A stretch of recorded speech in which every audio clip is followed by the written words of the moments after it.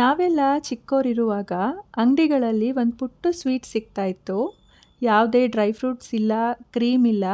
ಹಾಗಿದ್ರೂ ನಾವೆಲ್ಲ ತುಂಬ ಇಷ್ಟಪಟ್ಟು ತಿಂತಾ ಇದ್ವಿ. ಯಾವ ಸ್ವೀಟ್ ಅದು ಅಂತ ಗೊತ್ತಾಯ್ತಾ?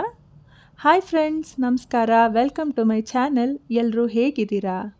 ನೀವೆಲ್ಲ ಗೆಸ್ ಮಾಡಿರೋ ಹಾಗೆ ನಾನಿವತ್ತು ಹಾಲ್ಕೋವಾದ ರೆಸಿಪಿನ ಶೇರ್ ಮಾಡ್ತಾ ಇದ್ದೀನಿ. ಕೇವಲ 3 ಇಂಗ್ರೀಡಿಯೆಂಟ್ಸ್ನ ಬಳಸಿ ಅರ್ಧ ಗಂಟೆನಲ್ಲಿ ಈಸಿಯಾಗಿ ಮಾಡ್ಕೊಳ್ಬಹುದಾದಂಥ ರೆಸಿಪಿ.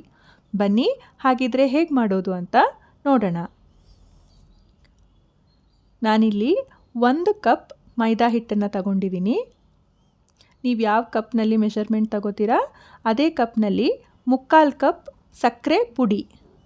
ಸಕ್ಕರೆನ ಬಳಸಬೇಡಿ, ಸಕ್ಕರೆ ಪುಡಿ ತಗೊಳ್ಳಿ. ಅರ್ಧ ಕಪ್ಪಷ್ಟು ತುಪ್ಪ, ಕರಗಿಸಿರುವಂಥ ತುಪ್ಪ. ಗಟ್ಟಿ ತುಪ್ಪ ಬಳಸಿದ್ರೆ ಕ್ವಾಂಟಿಟಿ ಜಾಸ್ತಿ ಆಗುತ್ತೆ, ಹಾಗಾಗಿ ಕರಗಿಸ್ಬಿಟ್ಟು ಮೆಷರ್ ಮಾಡ್ಕೊಳ್ಳಿ. ಈಗ ಒಂದು ಪ್ಯಾನ್ನ ಕಾಯಕ್ಕಿಟ್ಟು ಅರ್ಧ ಕಪ್ ತುಪ್ಪನ ಅದಕ್ಕೆ ಹಾಕೋತಾ ಇದ್ದೀನಿ. ತುಪ್ಪ ಸ್ವಲ್ಪ ಕರಗಬೇಕು. ಕರಗಿ ಸ್ವಲ್ಪ ಬಿಸಿ ಆದಮೇಲೆ ಮೈದಾ ಹಿಟ್ಟನ್ನು ಹಾಕೋತಾ ಇದ್ದೀನಿ. ಮೈದಾ ಹಿಟ್ಟು ಮತ್ತು ತುಪ್ಪ ಚೆನ್ನಾಗಿ ಮಿಕ್ಸ್ ಆಗಬೇಕು. ಆದಷ್ಟು ಈ ಥರ ಸಿಲಿಕಾನ್ ಸ್ಪ್ಯಾಚುಲಾನ ಯೂಸ್ ಮಾಡಿದ್ರೆ ಬೇಗ ಮಿಕ್ಸ್ ಆಗುತ್ತೆ, ಹಾಗೆ ಗಂಟುಗಳು ಉಳ್ಕೊಳ್ಳೋದಿಲ್ಲ.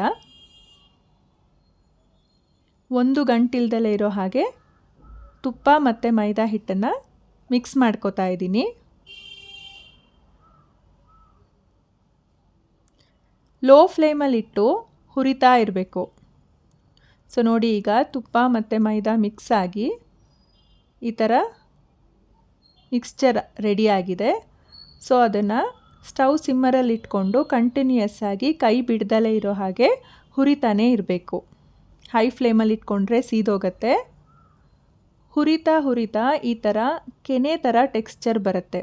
ಪನ್ನೀರ್ನ ಕ್ರಷ್ ಮಾಡಿದಾಗ ಅಥವಾ ಕೆನೆನ ಸ್ವಲ್ಪ ಬಿಸಿ ಮಾಡಿದಾಗ ಬರೋ ಅಂಥ ಟೆಕ್ಸ್ಚರ್ ಬರುತ್ತೆ. ಸೊ ಇದಿಷ್ಟು ಪ್ರೊಸೀಜರ್ ಮಾಡೋದಕ್ಕೆ ಒಂದು 10 ನಿಮಿಷ ಬೇಕಾಗತ್ತೆ. 10ರಿಂದ 12 ನಿಮಿಷ ನೀವು ಹುರಿತಾ ಇರಬೇಕಾಗತ್ತೆ ಮೈದಾ ಹಿಟ್ಟನ್ನು, ಕೈ ಬಿಡ್ದಲೇ ಇರೋ ಹಾಗೆ. ನೋಡಿ, ಈಗ ಆ ಪನ್ನೀರ್ ಟೆಕ್ಸ್ಚರ್ ಥರ ಇತ್ತಲ್ಲ, ಅದೆಲ್ಲ ಮತ್ತೆ ಕರಗಕ್ಕೆ ಶುರುವಾಗಿದೆ.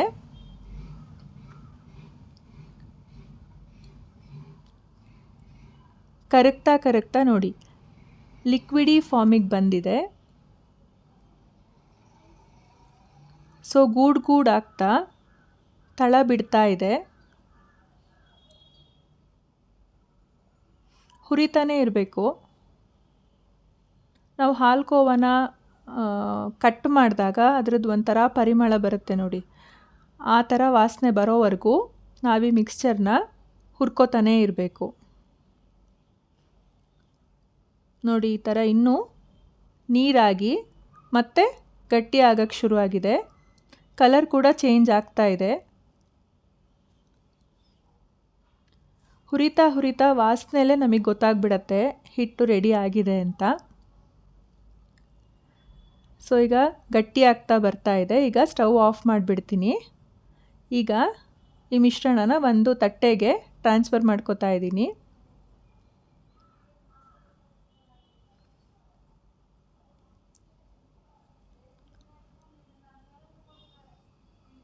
ಇದು ಸ್ವಲ್ಪ ಬೆಚ್ಚಗಾಗಬೇಕು. ಸಕ್ಕರೆನ ಮಿಕ್ಸ್ ಮಾಡ್ಕೋಬೇಕಲ್ವ, ಹಾಗಾಗಿ ಸ್ವಲ್ಪ ಬೆಚ್ಚಗಾಗೋವರೆಗೂ ಹಾಗೆ ಬಿಡ್ತಾ ಇದ್ದೀನಿ. ಒಂದು 2 ನಿಮಿಷ ಸಾಕು. ಸ್ವಲ್ಪ ಬೆಚ್ಚಗಾದಮೇಲೆ ನಾನು ಸಕ್ಕರೆ ಪುಡಿನ ಸೇರಿಸ್ಕೊತಾ ಇದ್ದೀನಿ. 3/4 ಕಪ್ ಸಕ್ಕರೆ ಸಾಕು. ನಿಮಗಿನ್ನೂ ಸ್ವೀಟ್ ಬೇಕು ಅಂದರೆ ಇನ್ನೂ ಒಂದು 2 ಸ್ಪೂನ್ ಎಕ್ಸ್ಟ್ರಾ ಹಾಕ್ಕೋಬೋದು. ನಾನಿಲ್ಲಿ ಯಾವುದೇ ಫ್ಲೇವರಿಂಗ್ನ ಬಳಸ್ತಾ ಇಲ್ಲ. ನೀವು ಏಲಕ್ಕಿ ಫ್ಲೇವರ್ ಇಷ್ಟಪಡೋದಾದರೆ ಏಲಕ್ಕಿನ ಕುಟ್ಟಿ ಪುಡಿ ಮಾಡ್ಕೊಂಡು ಹಾಕ್ಬೋದು, ಇಲ್ಲಾಂದರೆ ಎಸೆನ್ಸ್ ಕೂಡ ಸಿಗುತ್ತೆ, ಅದನ್ನು ಕೂಡ ಮಿಕ್ಸ್ ಮಾಡ್ಕೋಬೋದು.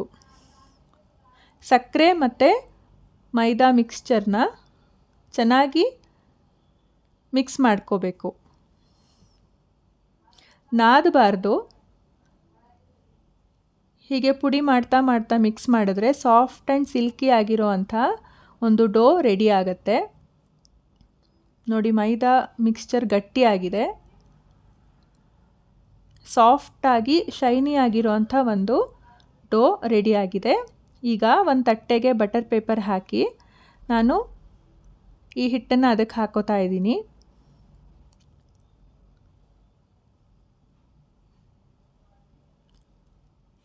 ನೀವು ಬೇಕಿಂಗ್ ಟ್ರೇಗೆ ಬೇಕಾದರೂ ಹಾಕ್ಬೋದು, ಇಲ್ಲ ಅಂದರೆ ನಾರ್ಮಲ್ ತಟ್ಟೆ ಕೂಡ ಹಾಕ್ಕೋಬೋದು.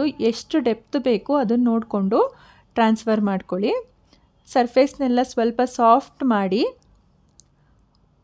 ಒಂದು 10 ನಿಮಿಷ ಫ್ರೀಝರಲ್ಲಾದ್ರೂ ಇಟ್ಕೋಬಹುದು. ಇಲ್ಲ ಅಂದರೆ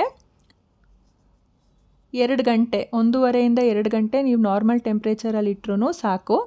ಇಲ್ಲ ಸ್ವಲ್ಪ ಬೇಗ ಆಗಬೇಕು ಅಂದರೆ 10 ರಿಂದ 20 ನಿಮಿಷ ಫ್ರೀಝರಲ್ಲಿ ಇಟ್ಬಿಟ್ಟು ತೆಗೆದುಬಿಟ್ರೆ ಗಟ್ಟಿ ಆಗಿಬಿಟ್ಟಿರುತ್ತೆ. ನೋಡಿ, ಸಾಫ್ಟಾಗಿ ಈಸಿಯಾಗಿ ಕಟ್ ಮಾಡ್ಕೋಬೋದು. ನಾನು ಪುಟ್ಟದಾಗೆ ಕಟ್ ಮಾಡ್ಕೊಂಡಿದ್ದೀನಿ. ನಾರ್ಮಲಾಗಿ ನಾವು ಅಂಗಡಿಲಿ ತಗೊಳ್ತಾ ಇದ್ವಲ್ಲ ಅದೇ ಸೈಜ್ ಬರಲಿ ಅಂತ. ನಿಮಗೆ ಸ್ವಲ್ಪ ದೊಡ್ಡದಾಗಿ ಬೇಕು, ಡೈಮಂಡ್ ಶೇಪಲ್ಲಿ ಬೇಕು ಅಂದರೆ ಹಾಗೇ ಕಟ್ ಮಾಡ್ಕೋಬೋದು. ಇಷ್ಟೇ ಸಿಂಪಲ್ಲಾಗಿ ಅರ್ಧ ಗಂಟೆಯಲ್ಲಿ ಈಸಿಯಾಗಿ ರೆಡಿ ಮಾಡ್ಕೊಂಡು ಬಿಡ್ಬೋದಾದಂಥ ರೆಸಿಪಿ. ಅಂಗಡೀಲಿ ಯಾವ ಟೇಸ್ಟ್ ಇತ್ತೋ ಅದೇ ಟೇಸ್ಟ್ನ ನಾವು ಮನೆಯಲ್ಲೇ ಮಾಡ್ಕೋಬಹುದು. ಅಷ್ಟೇ ಸಾಫ್ಟಾಗಿ ಅದೇ ಟೇಸ್ಟಲ್ಲಿ ಬರುತ್ತೆ. ಖಂಡಿತ ಒಂದು ಸರಿ ಟ್ರೈ ಮಾಡಿ. ನೋಡಿ, ಸಾಫ್ಟಾಗಿ ಹಾಗೆ ಕಾಣ್ತಾ ಇದೆ ಅಲ್ವಾ?